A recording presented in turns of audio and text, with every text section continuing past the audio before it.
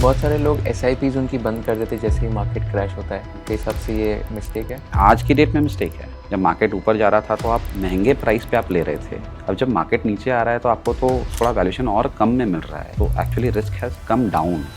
अभी geopolitical uncertainty काफ़ी चल रही है, so you would say that हाँ फ्लेक्सी कैप फंड में रिस्क जो है वो डाइवर्सिफाई हो जाएगा as compared to mid caps and small caps, and this would be a better fund. ऐसा नहीं है कि फ्लेक्सी कैप बेस्ट कैटेगरी है। जब मार्केट थोड़ा बुल फेज में होता है, we have seen small cap and mid caps doing better, तो उस टाइम पे आपको लगेगा अरे यार फ्लेक्सी कैप में क्यों था, स्मॉल कैप या मिड कैप में क्यों नहीं था। तो 2026 आप बोल रहे हो that this will be like a year of volatility, और यहाँ पर आप बहुत ज़्यादा रिटर्न्स एक्सपेक्ट नहीं करना चाहिए in the stock market. FII ownership नीचे आ गई है, valuations have corrected, macros are all positive, corporates balance sheets are in healthy shape, a mix of these makes me slightly more optimistic. 2026 according to you आप कौन से 2 या 3 sectors पे काफ़ी बुलिश हो एंड वाई? 26% मुझे लगता है कि Hi everyone, welcome to ICICI Fund Managers series where we interview fund manager from ICICI Prudential AMC and decode about the market, equities and what will happen in the future as well. Today we have with us Mr. Rajat Chandak, who's going to help us understand about the FlexiCap fund strategies and who is this fund for. Thank you so much Rajat for doing this. How are you doing? thank you, I'm doing okay. Thank you very much. So for people who don't know about you, how would you introduce yourselves to them? What has been your journey like? So I'm from a small city called Bhilai, which is in Chhattisgarh now, and I did my schooling there. Then I moved to Bombay, did my graduation in commerce from Bombay, uh, did my MBA from Chennai so moved to Chennai, and after that I've been working with ICICI Prudential AMC. This is my first job actually. It's been over 18 years now. Did even my summer internship here. So did my summer internship, got a PPO, and since then I've been working in equity markets here at iPro. So how has been your journey like at ICICI Prudential right from the time you graduated till now? What are some of the most interesting projects you worked on? Yeah, it's been pretty exciting and interesting journey so far because typically in our field you start as a junior analyst in the investment team. You look at a couple of sectors where you do deep research, on ground work, give your recommendations to the team, to the fund management team.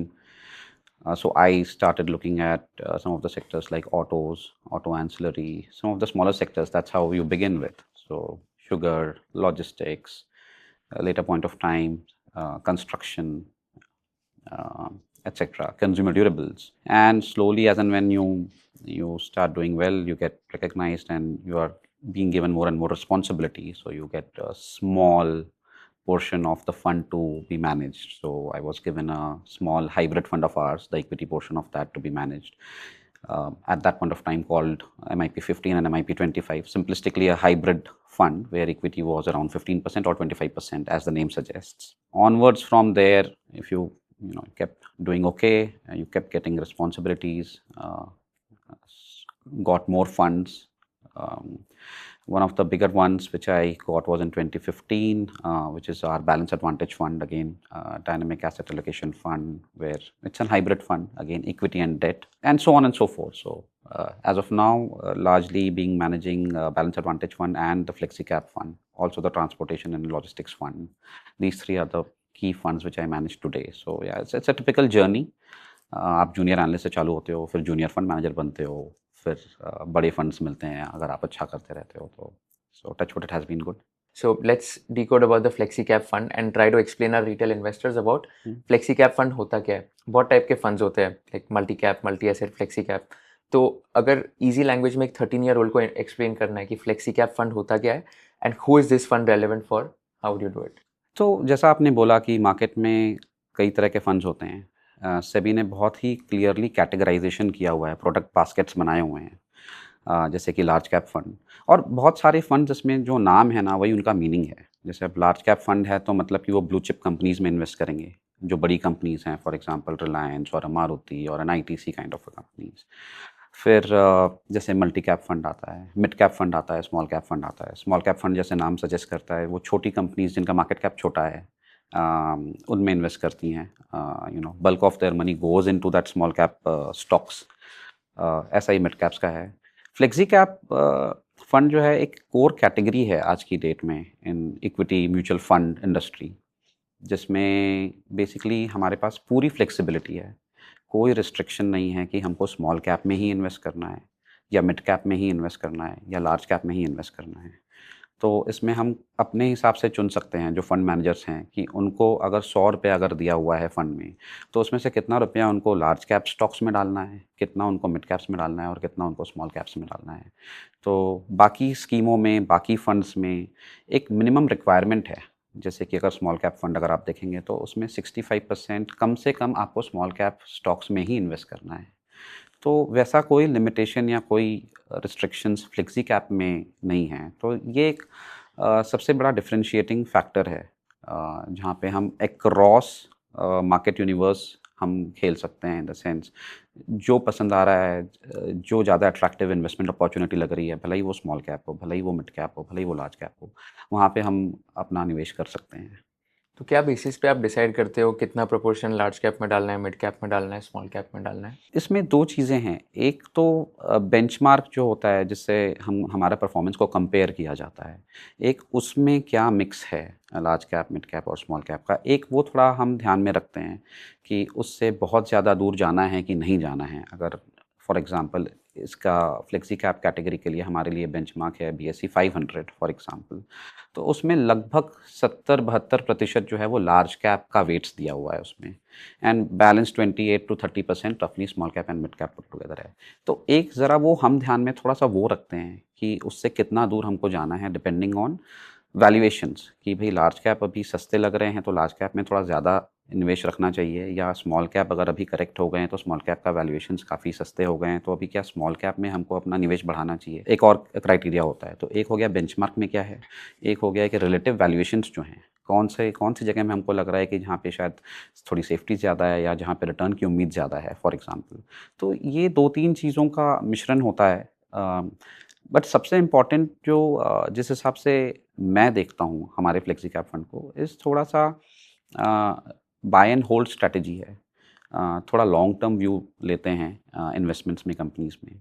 In that context अगर जब लग रहा है कि अभी बहुत सारी opportunities medium term के हिसाब से, लॉन्ग टर्म के हिसाब से स्मॉल कैप्स में इंटरेस्टिंग लग रहा है, तो I would go with that. तो थोड़ा बॉटम अप काम करते हैं ज़्यादा कंपनी सेलेक्ट करने के लिए, and buy and hold strategy के हिसाब से चलाते हैं। तो अगर अभी आप देखेंगे तो ICICI prudential flexi cap fund meaningfully overweight है स्मॉल कैप्स की तरफ। उसके 2 कारण हैं। एक तो ऑब्वियसली स्मॉल कैप्स में बहुत सारा करेक्शन हमको देखने को मिला है, जिसके कारण उनके वैल्यूएशंस अट्रैक्टिव हो गए हैं काफ़ी सारे नामों के। और इसमें भी मैं जनरली इंडेक्स लेवल पे नहीं देखता हूँ, यानी कि अगर आप बोलोगे कि स्मॉल कैप इंडेक्स सस्ता है, वैसा शायद नहीं है। बट स्मॉल कैप में इतने सारे नाम हैं जो काफ़ी करेक्ट हो गए हैं, जहाँ पे वैल्यूएशंस काफ़ी पैलेटेबल हो गए हैं, एंड जो कंपनीज अच्छी हैं, जहाँ बिज़नेस मॉडल हमको लगता है कि स्ट्रॉन्ग है, वहाँ पे निवेश हमने बढ़ाया है पिछले 1 साल में। तो अभी हम ओवरवेट हैं स्मॉल कैप्स में, and large caps and mid caps थोड़े अंडरवेट हैं। सो अभी जैसे फ्लेक्सी कैप फंड जो है, ये कौन से टाइप की रिटेल इन्वेस्टर्स के लिए रेलेवेंट होगा, एंड कैसे डिसाइड करना है कि मुझे ये फंड में इन्वेस्ट करना चाहिए या नहीं करना चाहिए? I think mutual fund industry में at this point of time flexi cap as a category एक बहुत ही कोर कैटेगरी है। उसमें एक कारण ये भी है क्योंकि इसमें there is a mix of large companies, mid companies and small companies, जैसा मैं समझा रहा था।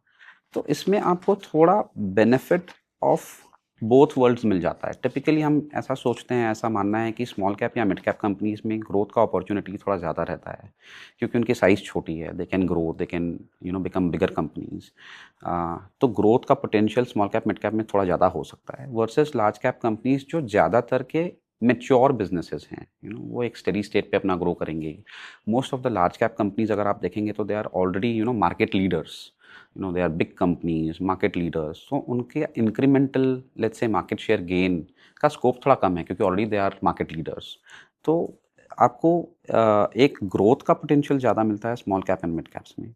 And second, at the same time जब मार्केट्स थोड़े वॉलेटाइल पीरियड से जाते हैं, जो हम आज जा रहे हैं for example, thanks to the geopolitical issues, जो लार्ज कैप्स हैं वो सेफ्टी प्रोवाइड करते हैं, क्योंकि एज आई सेड कि they are mature companies, mature businesses, proven business models हैं। मतलब the companies have done well, businesses, industries are well set. तो वहाँ पे जब भी ऐसा वॉलेटाइल एनवायरनमेंट आता है तो वहाँ पे डाउनसाइड आपका प्रोटेक्ट हो जाता है। These companies are high cash flow generate करते हैं, प्रॉफिट्स जनरेट कर रहे होते हैं, तो वहाँ पर आपको एक सेफ्टी नेट मिल जाता है। तो इसमें आपको बेस्ट ऑफ बोथ वर्ल्ड्स मिलता है कि when the markets are going through bad phase, volatile phase, तब लार्ज कैप्स थोड़ा सा डाउनसाइड प्रोटेक्शन में हेल्प करते हैं। And over medium to long term, small caps and mid caps can grow faster and create probably slightly more value over time if selected well. So आपको दोनों world का एक अच्छा मिश्रण मिल जाता है इसमें। अगर जैसे अभी जियोपॉलिटिकल अनसर्टेनिटी काफ़ी चल रही है, सो यू वुड लाइक से दैट हाँ फ्लेक्सी कैप फंड में इसकी वजह से लाइक रिस्क जो है वो डाइवर्सिफाई हो जाएगा, बिकॉज लार्ज कैप में भी एक्सपोजर होगा तो that is less risky as compared to mid caps and small caps, and this would be a better fund. Perfect. So obviously depending on market cycle, आज हम market को आज इस दशा में देख रहे हैं because of this volatility and risk on, जो हम बोलते हैं कि जियो पॉलिटिकल इशूज़ की वजह से people are slightly more negative globally. ऐसे आप समय पर देखेंगे तो आपको लगेगा हाँ flexi cap is slightly better than a small cap और a mid cap, but it there are times when you would say कि फिर तो लार्ज कैप ही बेटर था ना, इस समय के लिए लार्ज कैप बेटर था। ओके, तो ये एक और पॉइंट है कि ऐसा नहीं है कि फ्लेक्सी कैप बेस्ट कैटेगरी है। डिपेंडिंग ऑन मार्केट साइकिल में आप कहाँ पर हैं या किस पॉइंट ऑफ टाइम पे आप देख रहे हैं कि कौन सा फंड आपको सिलेक्ट करना है या कौन सा फंड अच्छा किया है, it will depend on what time you are seeing. आज के डेट में आपको लार्ज कैप बेस्ट लगेगा। फॉर एग्जांपल, जब मार्केट थोड़ा बुल फेज में होता है, when markets are doing really well, तो generally in those phases we have seen small cap and mid caps doing better generally. तो उस टाइम पे आपको लगेगा अरे यार फ्लेक्सी कैप में क्यों था, स्मॉल कैप या मिड कैप में क्यों नहीं था। सो हर फंड की अपनी अपनी एक पोजिशनिंग है। They try to achieve something, large cap में steady returns, lower volatility, small cap and mid cap में ज़्यादा growth over a long period of time, but higher volatility and higher risk at the same time. So flexi cap इनके बीच में fit होता है कि थोड़ा थोड़ा दोनों का बेनिफिट मिलता है, बट या। सो आपने बताया दैट आपका बॉटम अप अप्रोच होता है when it comes to selecting companies and buy and hold strategy होती है। So can we spend some time here, तो when you say bottom up approach, तो कैसे आप कंपनीज को सिलेक्ट करते हो, what are the metrics that you look at before investing, and buy and hold में आप ऑन एन एवरेज कितना टाइम फ्रेम तक होल्ड करना चाहते हो, एंड कैसे फिर इसको डिसाइड करते हो कि अभी एग्जिट करना है? सो 2 या 3 चीज़ें हैं द कोर फिलॉसफी जिसको मैं बोलता हूँ इज़ वन, एक तो थोड़ा मेरा ग्रोथ ओरिएंटेशन है। Since I would prefer slightly industries और कंपनीज जहाँ पे ग्रोथ थोड़ा बेटर दिख रहा है। एंड ग्रोथ का definition I try to clarify is not a particular number, कि 20% का ग्रोथ है तो मैं देखूंगा या 15% का है तो नहीं देखूंगा।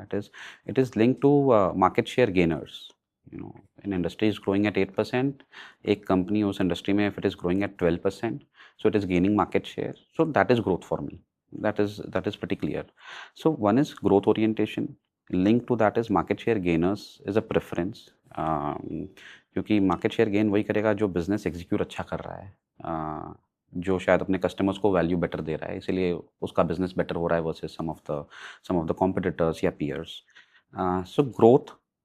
सेकंड है कि मैनेजमेंट क्वालिटी, मैनेजमेंट का पास्ट एग्जीक्यूशन ट्रैक रिकॉर्ड कैसा रहा है, have they delivered in the past. So that is second thing. It's also link to operational performance. तो मैनेजमेंट अगर ठीक रहा है, अच्छा रहा है, मार्केट शेयर गेन किया है, तो उनका ऑपरेशनल परफॉर्मेंस बेटर रहा है।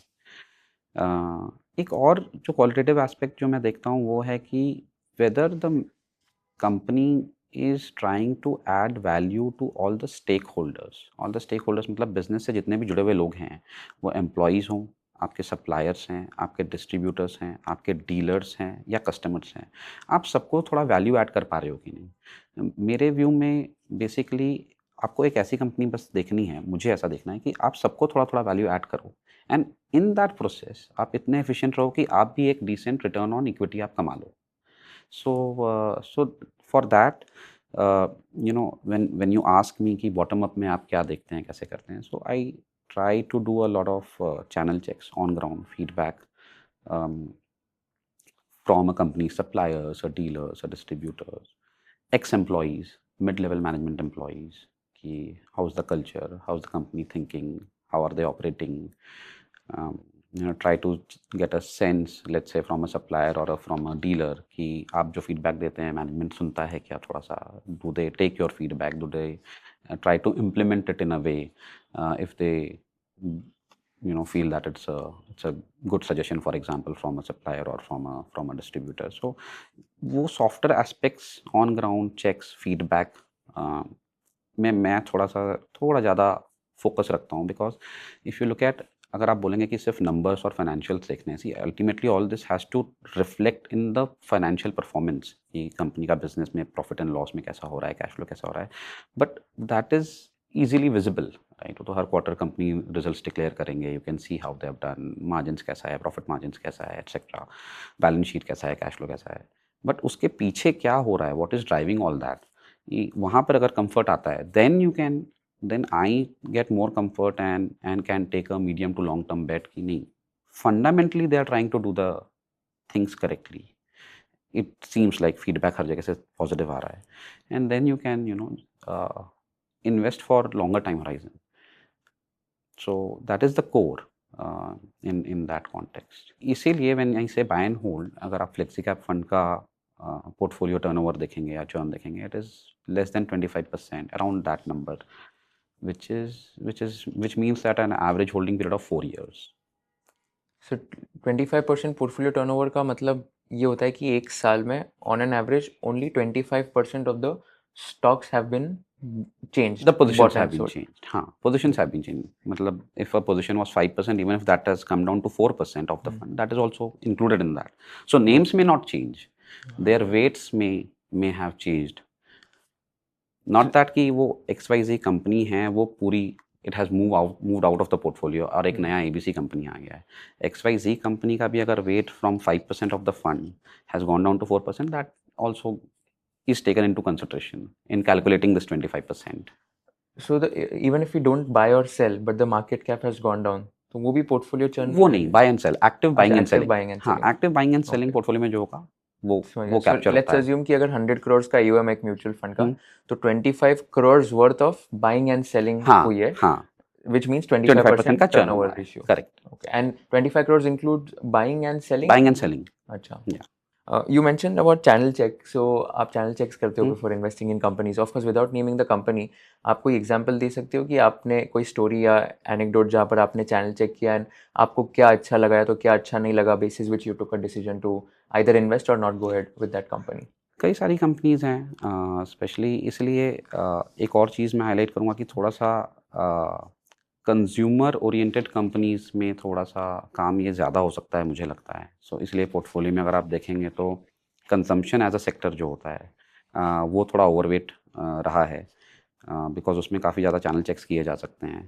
तो कई कंपनीज़ हैं ऑटोमोटिव इंडस्ट्री में हैं जहाँ पे डीलर्स से फीडबैक मिलता है कि कस्टमर्स को गाड़ियाँ पसंद आ रही है, कोई कंपनी जो नया लॉन्च कर रही है, क्या कमी आ रही है, कंपनी ने क्या नए प्रोसेसेस किए हैं, क्या इम्प्रूवमेंट किए हैं, सुनती है कंपनी, फीडबैक ले रही है. आफ्टर सेल सर्विस अच्छा है, कस्टमर का कंप्लेन कम रहता है, for example. That is one aspect. एक और कंपनी अगर अपैरल में या फुटवेयर कंपनीज में अगर आप देखेंगे तो भी फीडबैक, उसमें भी फ्रेंचाइजीज होते हैं, डीलर्स होते हैं जो कॉन्स्टेंटली फीडबैक, जहाँ से आप चेक कर सकते हैं कि भाई कस्टमर्स को प्रोडक्ट क्वालिटी पसंद आ रही है कि नहीं, कस्टमर को वैल्यू दिख रहा है कि नहीं, कस्टमर बार बार आपके स्टोर में आ रहा है कि नहीं, रिपीट परचेज कितना हो रहा है वगैरह. तो ये सब फीडबैक थोड़ा मिलता है एंड उसके हिसाब से यू गेन कंफर्ट कि हाँ ठीक है, कंपनी को शायद कस्टमर का जो रिक्वायरमेंट है that understanding is reasonable. They take feedback, they launch certain products which are liked by the customers, and that is ultimately driving sales business for that company. तो ये feedback ले सकते हैं. Obviously इसमें कोई भी कंपनी का 100% हिट रेट हो नहीं सकता, but more often than not company agile है, सुन रही है, फीडबैक ले रही है और इम्प्लीमेंटेशन करती है थोड़ा बहुत. तो that is a thing, kind of things which I try to check थोड़ा बहुत. आज के वर्ल्ड में when everybody is talking about all kinds of disruption, I think one of the key things to look at in my view is how agile the management is, because things are changing so quickly. चीज़ें इतनी जल्दी जल्दी change हो रही हैं, नई नई चीज़ें आ रही हैं. अगर कोई मैनेजमेंट या promoters, they are not agile to change, adapt to the situations. I think that is a bigger risk to some of the businesses. So that is another thing which you try to gauge. What about the quantitative metrics? Are there any specific ratios, numbers आप check करते हो कि हाँ ये ratio अगर इतने से बढ़ रहा है तो then it's a good sign. Can you give some examples on that? Good sign is obviously see one I set की थोड़ा ग्रोथ ओरिएंटेशन है जो मार्केट शेयर में दिखता है.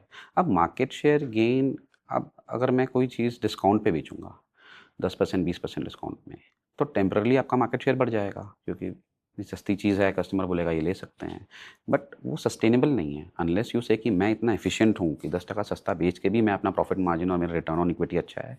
तो then that is the best thing one could get their hands on. यार boss ये 10% सस्ता बेच रहा है, मार्केट शेयर कंटिन्यूसली गेन करते रहेगा और उसके बाद भी मार्जिन हैं for example. So one is थोड़ा ग्रोथ. ग्रोथ के साथ होता क्या है, जनरली स्केल आता है. आपका सेल्स जो 100 करोड़ का था वो 125 करोड़ का होगा, 150 करोड़ का होगा, 200 करोड़ का होगा. और कई कंपनीज में मैंने देखा है कि जब वो स्केल आता है उसके कई एडवांटेजेस आते हैं. आपका साइज़ बढ़ता है बिज़नेस का, तो आप अपने सप्लायर से थोड़ा रेट कम कर सकते हो क्योंकि आप क्वांटिटी में, आप बल्क में आप चीज़ ले रहे हो उनसे जो आपके सप्लायर हैं, तो वहाँ पे आपको थोड़ा डिस्काउंट मिलता है. यू हैव थोड़ा ऑपरेटिंग लिवरेज जिसको हम बोलते हैं कि बाकी कॉस्ट जो होते हैं आपके कॉर्पोरेट हेड ऑफिसेज हैं, टॉप लेवल मैनेजमेंट एम्प्लॉयज़ वगैरह हैं, उनका कॉस्ट उतना से नहीं बढ़ेगा जितने से सेल्स बढ़ता है फॉर एग्जांपल. तो उधर से आपको थोड़ा सा मार्जिन का लेवरेज मिलता है, मार्जिन इंप्रूव होती हैं. सो that is one key thing which I keep also track की स्केल अगर थोड़ा बड़ा होगा तो कैसे ऑपरेटिंग लेवरेज आ सकता है, मार्जिन कैसे इंप्रूव हो सकते हैं. बाकी आज की डेट में इतने सारे जो कंपनीज़ जिनका आईपीओ आया पिछले 2-3 साल में, अब कई कंपनीज़ में बैलेंस शीट में, कैश फ्लो में थोड़ा सा अभी उतना स्ट्रेंथ नहीं दिख रही है. बट ठीक है, वहाँ पर थोड़ा सा इमेजिन करना पड़ता है कि अगर ये they are leaders, they are growing at a fast pace, तो वो over period of time because of this leverage thing they may be able to generate more free cash and balance sheet could be in a better shape in future. तो एक वो थोड़ा सा बेट लेना पड़ता है कभी कभी कुछ ये नई कंपनीज जो आई हैं.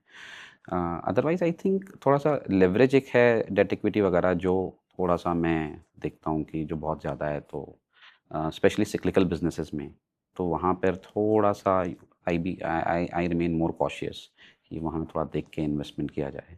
अदरवाइज एज आई सेड कि most of the companies if I am looking at जो मार्केट शेयर गेनर्स हैं या कंज्यूमर ओरिएंटेड बिजनेसेस में हैं, वहाँ पे जनरली फाइनेंशियल्स में इतना इशू नहीं आता है.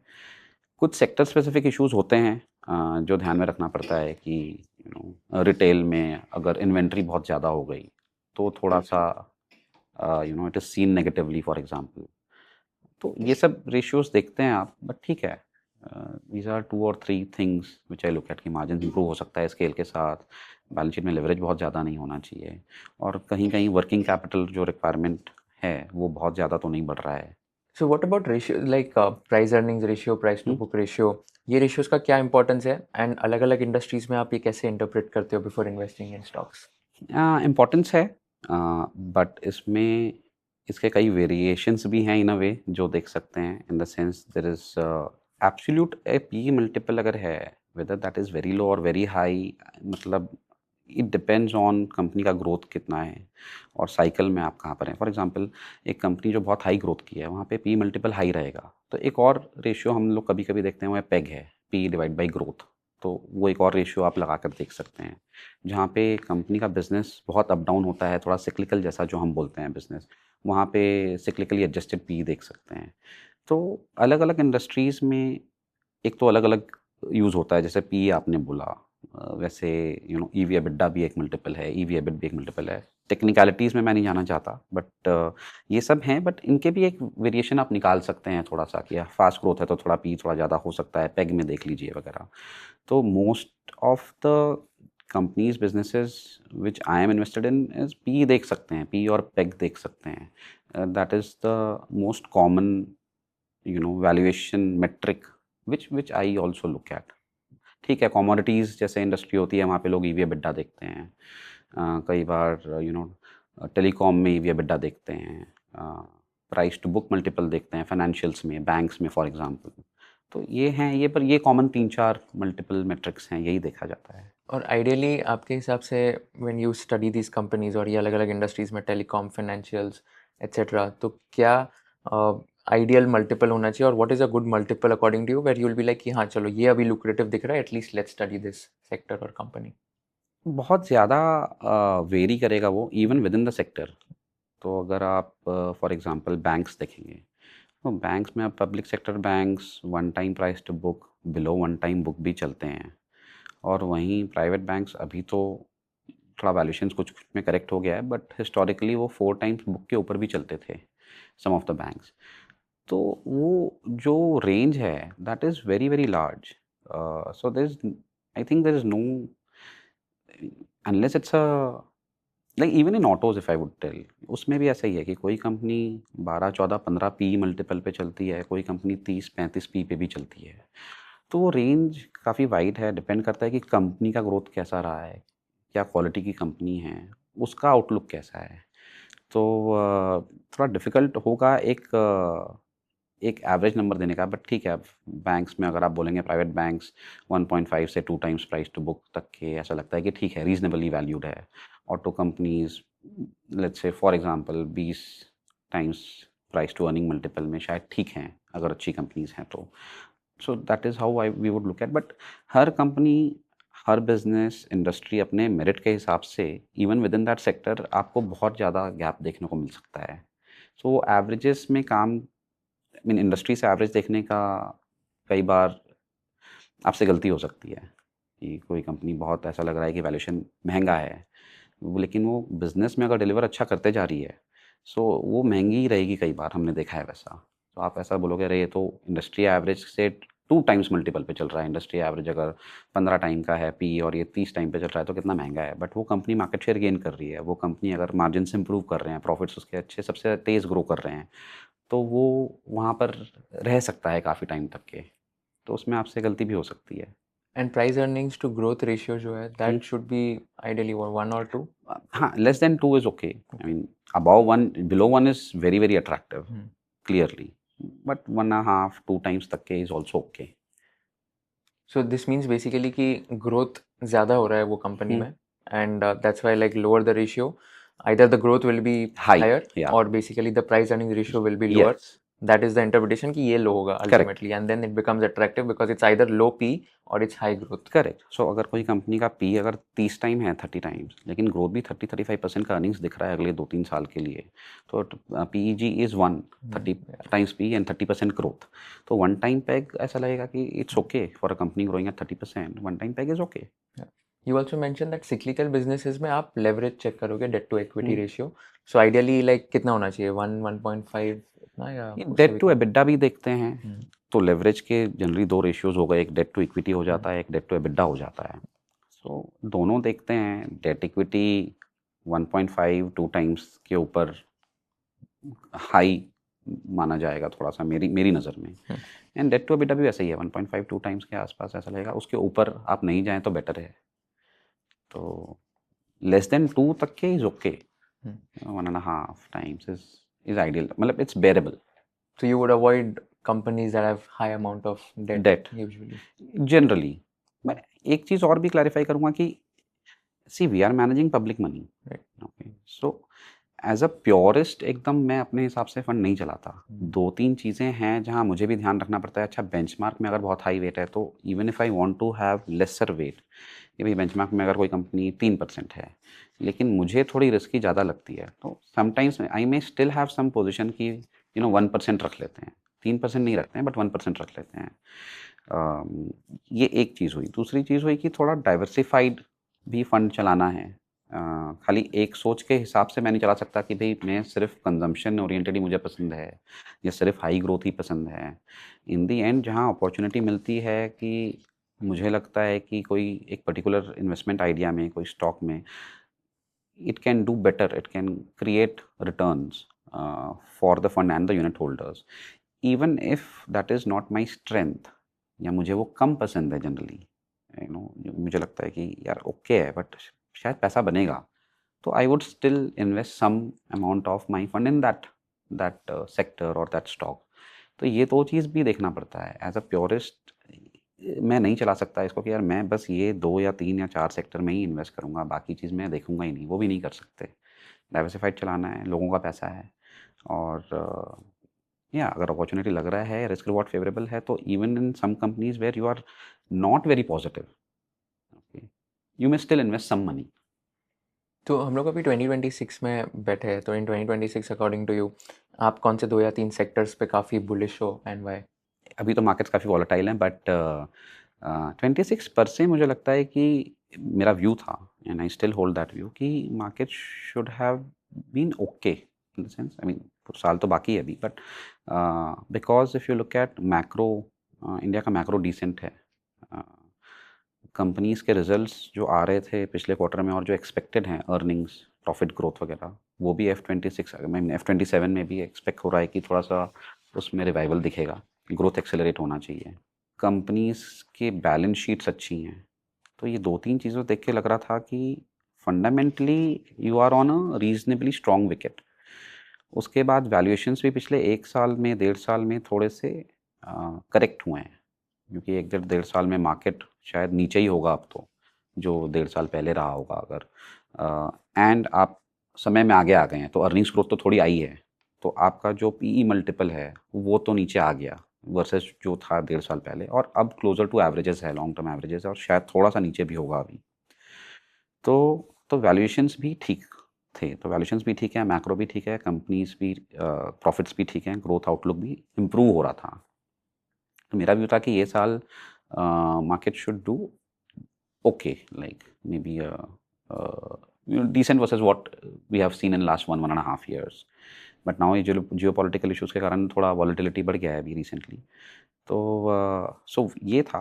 दूसरी एंड पे अगर आप देखेंगे तो लास्ट ईयर गवर्नमेंट ने भी काफ़ी कुछ पिछले 12-15 महीने में ट्राई किया है टू रिवाइव डिमांड। आप बजट में लास्ट ईयर टैक्स का थोड़ा बेनिफिट मिला था, फिर जीएसटी कट भी किया है। तो all this is will help in improving demand for products and services, goods and services. तो डिमांड इम्प्रूव होगा, ग्रोथ इम्प्रूव होगी, so that that is seen positively in my view, मेरे थॉट प्रोसेस में। And hence, I have been positive and increased my positive view on consumption oriented space, as I said. So उसमें autos हैं जहाँ GST cut का benefit already दिख रहा है, demand growth improve हो रही है, कंज्यूमर ड्यूरेबल्स में भी इम्प्रूवमेंट दिखेगा मेरे हिसाब से इन सम ऑफ द पॉकेट्स। कुछ इंटरनेट बेस्ड कंज्यूमर बिजनेसेस हैं जहाँ पे ऐसा लग रहा है कि वहाँ भी अगर डिमांड इम्प्रूव होगा तो things should be good. Retail is another space. So a lot of sub segments within consumption जहाँ growth revival हो सकता है because of these things falling into place. Inflation कम है, interest rates कम है.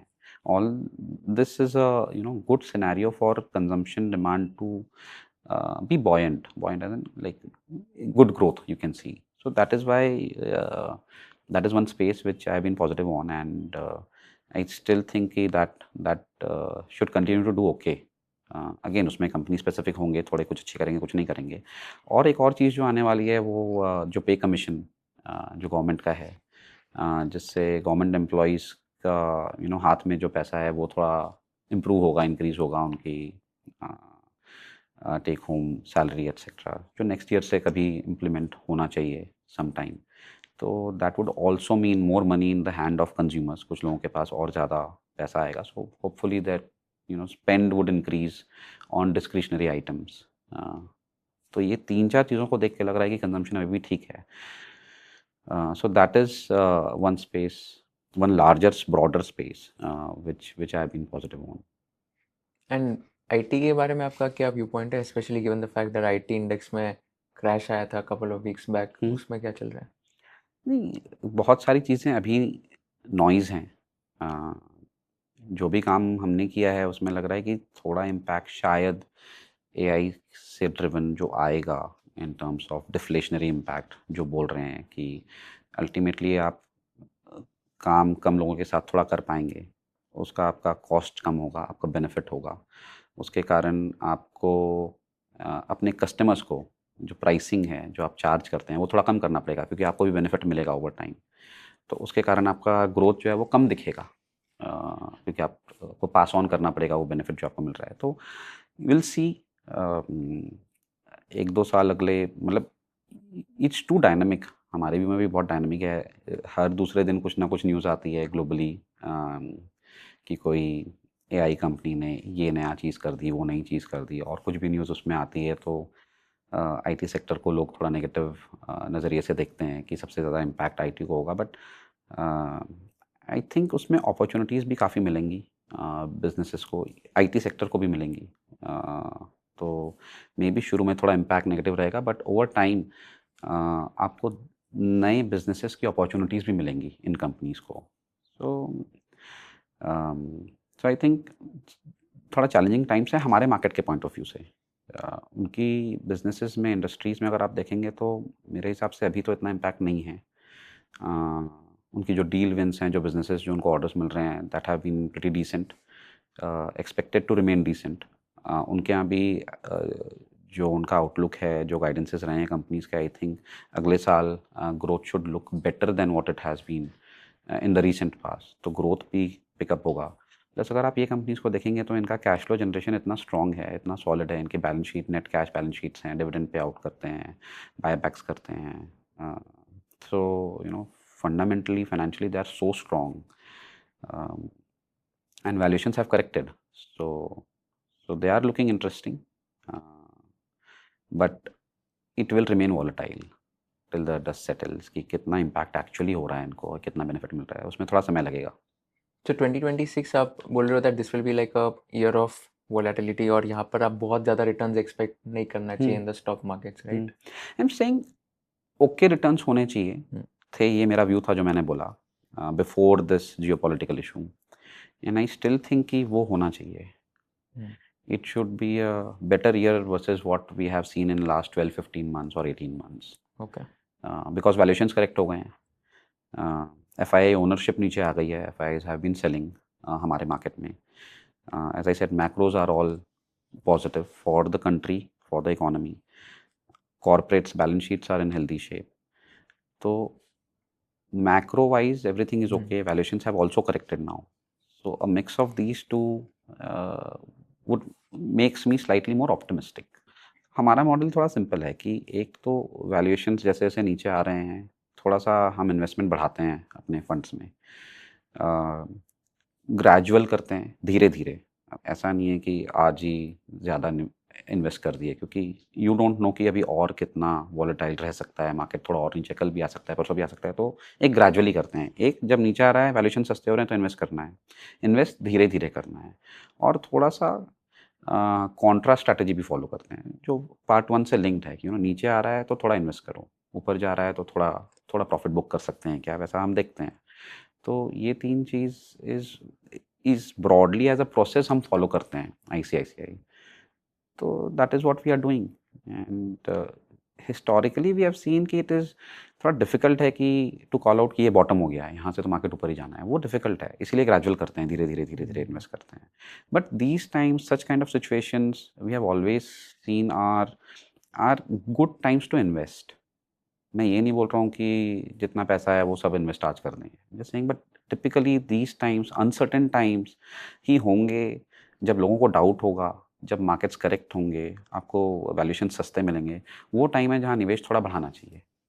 हिस्टोरिकली आप जब जब ये सब ऐसे कोई भी दौर में आप इन्वेस्ट करते हो तो you would have done better generally. बहुत सारे लोग SIPs उनकी बंद कर देते जैसे ही मार्केट क्रैश होता है, आपके हिसाब से ये मिस्टेक है? मेरे हिसाब से तो मिस्टेक है, आज की डेट में मिस्टेक है। तो people should not stop their SIPs? They should not. SIP का मतलब ही वही है कि आप एवरेज, क्योंकि आप हर महीने आपका पैसा कुछ इन्वेस्ट हो रहा है, राइट। जब मार्केट ऊपर जा रहा था तो आप महंगे प्राइस पे आप ले रहे थे, अब जब मार्केट नीचे आ रहा है तो आपको तो थोड़ा वैल्यूएशन और कम में मिल रहा है। तो actually risk has come down मेरे हिसाब से, जब वैल्यूएशंस करेक्ट हो गए तो रिस्क भी थोड़ा कम हो गया है। तो उस टाइम पे तो आपको नहीं रोकना चाहिए। सिप में तो, SIP में हमेशा वो तो एवरेज ही हो रहा है आपका, मार्केट ऊपर हो तो भी आप इन्वेस्ट कर रहे हैं, नीचे हैं तो भी इन्वेस्ट कर रहे हैं, तो आप एक एवरेज लेवल आपका आ जाएगा। तो रोकना नहीं चाहिए। तो कोई एक यंग रिटेल इन्वेस्टर है जो ये वीडियो देख रहा है and he wants to allocate certain proportion of his SIP into flexi cap fund. Let's assume he is making 6 lakhs per annum and 50,000 per month and investing 10,000 per month in mutual funds. So what proportion of 10,000 rupees should go into flexi cap, and आपके हिसाब से ideal allocation क्या होना चाहिए towards other categories of mutual funds? नहीं, it also depends. अगर आप बोल रहे हो कि यंग इन्वेस्टर हैं थोड़ा सा, सो typically risk appetite is slightly more when you are young. Risk appetite comes down with the age. You would want to protect the downside कि बस पैसा बने या नहीं बने पर पैसा बचना चाहिए. बट यंग है तो थोड़ा थोड़ा ज़्यादा रिस्क एपेटाइट होगा, आई एम प्रिज्यूमिंग, अगर ऐसा एक हम सोचें एक इन्वेस्टर के बारे में.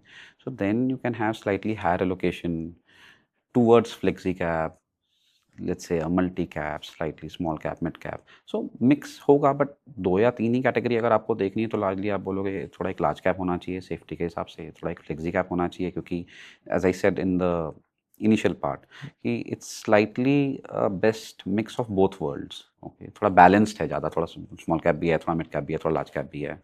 एंड देन ऑब्वियसली ये कुछ may be a small cap. And specially today at this point of time I would say कि स्मॉल कैप जहाँ पे करेक्शन अच्छा हो गया है, थोड़ा रिलेटिव वैल्यूएशंस बेटर हो गए हैं. आई एम नॉट सेइंग कि दे हैव बिकम चीपर, सस्ते नहीं हुए हैं लार्ज कैप से, बट बहुत सारे नाम आपको मिलेंगे स्मॉल कैप में जो काफ़ी सस्ते हो गए हैं. तो इन्वेस्टमेंट अपॉर्चुनिटीज़ हैं काफ़ी स्मॉल कैप में.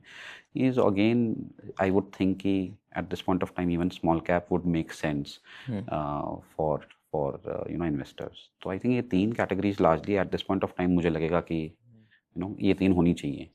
And according to you ideally कितने म्यूचुअल फंड स्कीम्स होने चाहिए एक इन्वेस्टर के पास?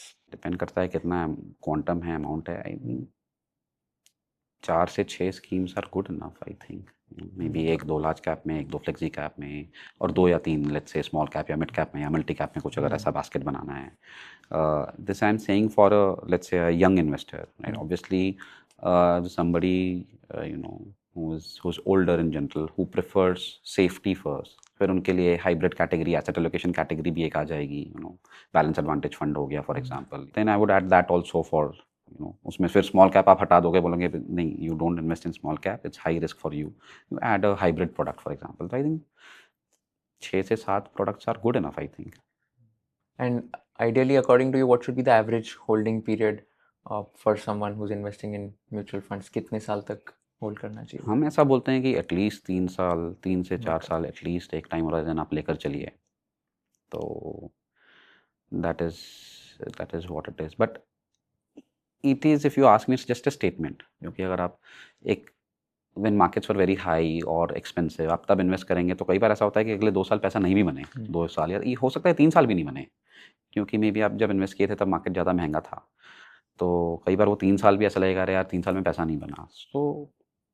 सो थोड़ा डाइसी है. But I think at least to begin with ये सोच होनी चाहिए कि यार 3 से 4 साल के लिए पैसा मैं इन्वेस्ट कर रहा हूँ. Right. Have you seen a trend where, let's say, Gen Zs or youth have started, let's say, selling their mutual funds in a very short span of time? या तो पेशेंस कम है, ऐसा कोई ट्रेंड आपने notice किया in your difficult है. I think मैंने ऐसा इसमें ध्यान नहीं दिया ऐसा कुछ. बट बीच में सुनने को ऐसा मिलता था अभी, because commodities had done so well कि it's just anecdotal that people used to say, or you would hear comments or read comments की, and कि इक्विटी में इन्वेस्ट करके या म्यूचुअल फंड में इन्वेस्ट करके रिटर्न्स उतने नहीं अच्छे बने शायद पिछले 1-1.5 साल में जो कमोडिटीज़ में बने हैं. तो क्या हम म्यूचुअल फंड से पैसा निकाल के गोल्ड, सिल्वर, कोई कमोडिटीज़ में इन्वेस्ट करें? सो वैसा सुनने को मिलता था anecdotally, but I am not sure कि कोई बड़ा ट्रेंड है क्या. That I am not sure. Got it. And flexi cap और मल्टी कैप फंड्स में अगर मैं डिफरेंसेस की बात करूं, so primarily like what are the differences between these two funds? See multi cap, flexi cap में ऐसा ही एक्सप्लेन कि large cap, mid cap, small cap में जहाँ जितना जैसा निवेश करना है वो 100 रुपये का ब्रेकअप मैं डिसाइड कर सकता हूँ. Okay, the fund manager decides. लेकिन मल्टी कैप फंड में क्या है कि वो सेबी का एक रूल है कि 25 एटलीस्ट कम से कम 25 रुपया लार्ज कंपनीज़ में, मिड कंपनीज़ में और स्मॉल कैप कंपनीज़ में होना चाहिए. तो अगर फॉर एग्ज़ाम्पल अगर किसी को लग रहा है कि स्मॉल कैप अभी बहुत एक्सपेंसिव है फॉर एग्ज़ाम्पल, या वहाँ उसमें नहीं इन्वेस्ट होना चाहिए, इन्वेस्टमेंट नहीं होना चाहिए, तो भी मल्टी कैप फंड वो 25 रुपये कम से कम स्मॉल कैप में उसको रखना ही पड़ेगा. वो ज़ीरो नहीं कर सकते हैं. फ्लेक्सी कैप फंड में अगर ऐसा कुछ लग रहा है हमको तो हम ज़ीरो भी कर सकते हैं. और वाइस वर्सा बढ़ा भी सकते हैं काफ़ी, लाइक इवन अगर आप देखोगे कि अगर किसी को मल्टी कैप फंड में, अगर इसका उल्टा एग्जांपल लेते हैं, जब स्मॉल कैप बहुत करेक्ट हो गए हैं, वैल्यूएशन बहुत अट्रैक्टिव हो गए हैं, तो भी वो 50% के ऊपर नहीं जा पाएगा, क्योंकि 25% उनको लार्ज कैप या मिड कैप में रखना ही पड़ेगा। सो बैलेंस जो ₹50 है वही खाली स्मॉल कैप में डाल पाएंगे। जैसे फ्लेक्सी कैप में मैं 70, 80, 90 रुपये भी शायद स्मॉल कैप में चला दूँ, कभी ऐसा लगेगा तो कभी इन्वेस्ट कर सकते हैं। तो मेन डिफरेंस वही है कि मल्टी कैप में हमेशा 25 कम से कम तीनों में रखना पड़ेगा, जो फ्लेक्सी कैप में ऐसा कोई लिमिटेशन नहीं है। What would be your boldest prediction for 2026? One contrarian bet in 2026. I would just think कि जितनी नेगेटिविटी थोड़ा सा है टूवर्ड्स आवर मार्केट्स, अगर आप पिछले 1, 1.5, 2 साल में देखेंगे तो हमारा markets compare to other global markets has not done well. आप कोई भी मार्केट उठा लीजिए, यूरोप में उठा लीजिए, एशिया में उठा लीजिए, यूएस इटसेल्फ, सब मार्केट्स बहुत अच्छा किए हैं, हमारे मार्केट्स अच्छा नहीं किए हैं। मुझे लग रहा है कि ये साल एक ऐसा होगा जहाँ पे हमारा मार्केट थोड़ा बेटर करना चाहिए versus some of the other markets. तो that is one thing which I am thinking कि ये साल वो होना चाहिए। So Indian markets might do better as compared to, let's say, US Some of the or peers, US, I'm not sure, but some of the Asian Okay. peers जो हैं, या China even and European, all. even European, वो possibility है, क्योंकि as I said, a lot of things are okay अगर ये geopolitics का issue नहीं होता, crude oil prices ऊपर नहीं जाते, then things would have been slightly different. But that is one thing I am betting on, not necessarily just this year, but I think अगले 1, 1.5 साल में एक फेज आएगा जहाँ पे ऐसा लगेगा कि शायद Indian markets would have done better than some of the other markets Got it. in the world. Amazing. Super interesting conversation. One last question that I ask all the guests. It's a tricky one. If you were in the shoes of Kushal Lodha and if you were interviewing Mr. Rajat Chandak, what is one question you would like to ask him towards the end? Yeah, I think one more thing, because it is focused on flexi cap, just कि retail investors की mind में flexi cap आप differentiate कैसे करोगे, आप क्या सोचते हो फ्लेक्सी कैप फंड कैटेगरी के बारे में, जब कोई इन्वेस्टर अगर इन्वेस्ट करने के सोच रहा है। I think a lot of people, I mean कि आप कैसे क्लैरिफाई करो कि फ्लेक्सी कैप के बारे में कैसे सोचना चाहिए, कि है क्या ये प्रोडक्ट, इज़ कि लोग शायद सोचते हैं कि ये खाली मार्केट कैप एलोकेशन का प्रोडक्ट है, मतलब कि फ्लेक्सी कैप मतलब स्मॉल मिड और लार्ज में इधर उधर ये लोग इन्वेस्ट कर सकते हैं, इनको फ्लेक्सिबिलिटी और वो फ्रीडम है, तो वो है flexi cap. But I think वो इतना सिंपल नहीं है। हमको फ्लेक्सिबिलिटी है, फ्रीडम है, बट हर फंड मैनेजर का इस कैटेगरी में भी, फ्लेक्सी कैप हर दूसरे म्यूचुअल फंड्स के भी हैं, जो फंड मैनेजर कैसे सोच रहा है, कैसे इन्वेस्ट करने का उनका उनका थॉट प्रोसेस है, वो आई थिंक वो ज़्यादा मैटर करता है। I think that is one thing which I would want investors to know through this medium, कि ऐसा नहीं है फ्लेक्सी कैप खाली स्मॉल, लार्ज और मिड में आप you can change and that is the differentiation. That is not the differentiation. क्योंकि flexi cap तो सबके हैं, दूसरे म्यूचुअल फंड्स के भी हैं, but with in flexi cap आपको थोड़ा अगर कोई समझा सके कि ये फंड मैनेजर कैसे सोचता है, वो कैसे सोचता है, वो आई थिंक वो थोड़ा इंपॉर्टेंट है। बट आई एम श्योर वो रिटेल इन्वेस्टर्स कितना डीप में जाएंगे, इतने सारे प्रोडक्ट्स हैं, इतनी सारी कैटेगरीज हैं, I am sure. But fundamentally एक वो चीज़ है कि कोई भी फंड में फंड मैनेजर का बेसिक सोच कैसी है, अगर कोई 2 लाइन 3 लाइन में थोड़ा मोटा मोटी समझा सकते हैं, और वो अगर आपसे रेजोनेट करता है कि हाँ ये ठीक लग रहा है, मोटा मोटी ये कैसे चलाते हैं, that is one thing which I would want to clarify. Yeah, actually that's a good point, because बहुत सारे इन्वेस्टर्स है, हमको ऐसे लगता है कि flexi cap as in allocation हो रहा होगा small cap, mid cap, large cap में, but as you rightly said that कभी अगर स्मॉल कैप्स अट्रैक्टिव लग रहे तो even 70-80% might be towards small cap. हाँ, और even within small cap आप कैसे कंपनियां चुनते हैं, किस में इन्वेस्ट करते हैं, क्या टाइम होराइजन रहता है, या क्या आप अवॉइड करने का सोचते हैं, वो भी है। बट आई एम श्योर कि इन्वेस्टर्स इतना डिटेल में नहीं जा सकते हैं, मुझे समझ में आता है ये बात। बट जस्ट अगर कहीं 2-3 पॉइंट में अगर कोई समझना चाहे कि अच्छा ये फ्लेक्सी कैप ये XYZ म्यूचुअल फंड का iPro AMC से कैसे अलग है, तो खाली ये नहीं देखें कि अच्छा इनमें स्मॉल कैप ज़्यादा है, इनका स्मॉल कैप कम है, उसका लार्ज कैप ज़्यादा है, इसका लार्ज कैप कम है, बट बेसिक सोच कैसी है जो फंड चला रहे हैं, 2 या 3 पॉइंट ये कैसे सोचते हैं और ये क्या करते हैं, बस। तो म्यूचुअल फंड में इन्वेस्ट करने के पहले मुझे 3-4 चीज़ें ऐसी क्या देखनी चाहिए जिसके थ्रू मैं डिसाइड करूँ कि हाँ ये म्यूचुअल फंड में इन्वेस्ट करना है? डिफ़िकल्ट है क्योंकि आमतौर पे आप यही देखेंगे कि पास्ट परफॉर्मेंस कैसा है, राइट? अभी रजत चांडा को कितने लोग जानते हैं कि कैसा सोचते हैं, मतलब कितना ट्रैक किया, ठीक है, नाम जानते हो आप, ये फंड चलाते हैं, आपको पता है, बट हाँ, एक्चुअली कैसे सोचते हैं, कैसे करते हैं, वो बहुत मुश्किल है किसी के लिए भी। तो I know and I agree कि फर्स्ट पॉइंट किसी का भी यही होगा, भाई पिछले 3 साल 5 साल में कैसा किए हैं। अगर अच्छा किए हैं तो दैट इज़ टिपिकली, कोई भी इन्वेस्टर वैसे ही सोचेगा कोई भी चीज़ में। जैसे हम भी यही देखते हैं ना, जब मैंने बोला कि कोई कंपनी का पास्ट ट्रैक रिकॉर्ड कैसा है एग्जीक्यूशन का, पिछले 3 साल 5 साल में कैसा किया उन्होंने परफॉर्म इंडस्ट्री में, then you get more confidence कि हाँ इन्होंने अच्छा किया है, तो होपफुली वो आगे भी शायद अच्छा करेंगे। तो पहला चीज़ तो वही होता है। दूसरा चीज़ मैं ये बोलूँगा कि थोड़ा सा अ, मेरे व्यू में, क्योंकि मेरी सोच वैसी है, तो मुझे ऐसा लगेगा कि थोड़ा आपका पोर्टफोलियो टर्नओवर रेट थोड़ा कम होना चाहिए, मुझे लगता है। क्योंकि बाय एंड होल्ड स्ट्रैटेजी मुझे लगता है it has work for me. लोगों के लिए दूसरी स्ट्रैटेजीज़ काम करती हैं and I totally appreciate all the strategies, कि बाय एंड होल्ड भी चल सकता है, थोड़ा ट्रेडिंग भी कर सकते हैं आप, पोर्टफोलियो टर्नओवर हाई रख के भी आप रिटर्न्स इन्वेस्टर्स के लिए अच्छा कर सकते हैं।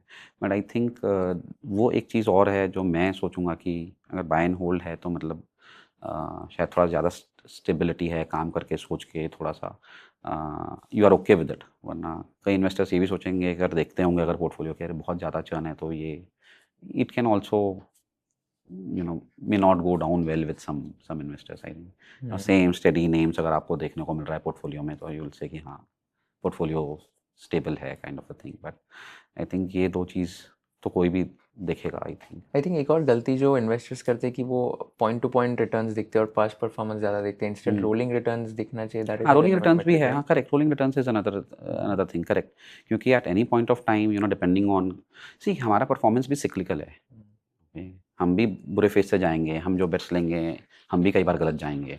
सो at some point of time our performance will be very bad, for a 6 month or a 1 year window, hopefully. I mean, not longer than that. So yeah, rolling returns obviously slightly better है to look at, but I am not sure कितने लोग देखते होंगे। Generally लोग बस आज देख रहे हैं, आज से पिछले 3 साल में कैसा रिटर्न किया या 5 साल में कैसा रिटर्न दिया है कोई फंड ने या फंड मैनेजर ने। सो या आई मीन, अगर मैं सोचूं मैं ये फील्ड में नहीं होता, मुझे कम अंडरस्टैंडिंग होती, तो मैं भी पहला चीज़ यही एक दो चीज़ देखता भाई पास्ट में कैसा किया है, अगर ठीक किया है तो चलो एटलीस्ट एक पहला फिल्टर है। आई एम नॉट सेइंग कि that is the only factor, but पहला फिल्टर यही है बस, ये कैटेगरी है, ये कैटेगरी में 3-4 फंड स्टॉप हैं जो पिछले 3-5 साल में अच्छा रिटर्न दिए हैं।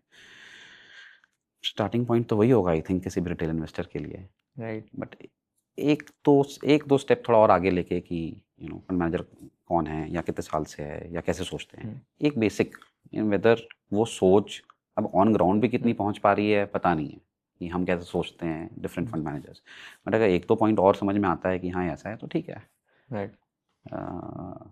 It can give you slightly more comfort, क्योंकि परफॉर्मेंस तो आगे ख़राब हो सकती है, but just you have to be sure कि हाँ इनका जो थॉट प्रोसेस है मेरे को ठीक लगता है, तो I am okay with it. या तो फंड मैनेजर को बेसिकली ज़्यादा स्टडी करना एज कम्पेयर टू, थोड़ा ज़्यादा नहीं कर सकते, मुझे मालूम है, ऐसा सेट कि टाइम नहीं है किसी के पास, बट थोड़ा वेटेज उस पर थोड़ा ज़्यादा थोड़ा थोड़ा देना चाहिए। Got it.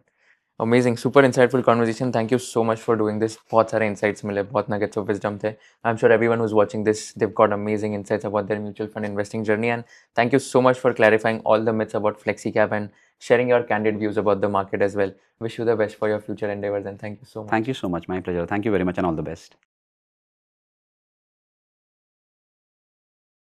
Mutual fund investments are subject to market risks. Read all scheme related documents carefully.